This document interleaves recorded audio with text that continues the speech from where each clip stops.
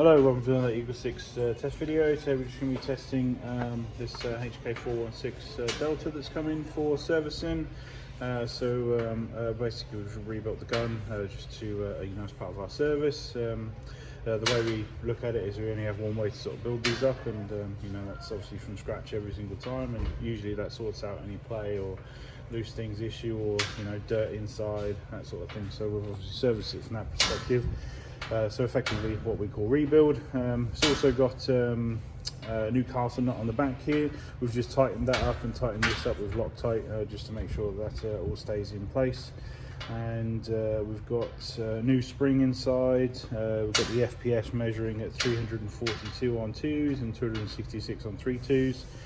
We've customer provided a magpul stock and butt pad, so we've hollowed these out for him and obviously installed it, so as you can see it on there now.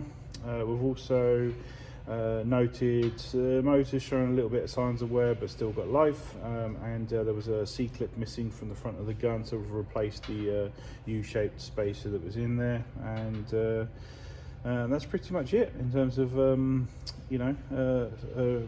what was requested from the customer. Should all be just back to good and solid, which is obviously the whole point of servicing. So we're going to ping some shots through just to make sure everything's all good and working.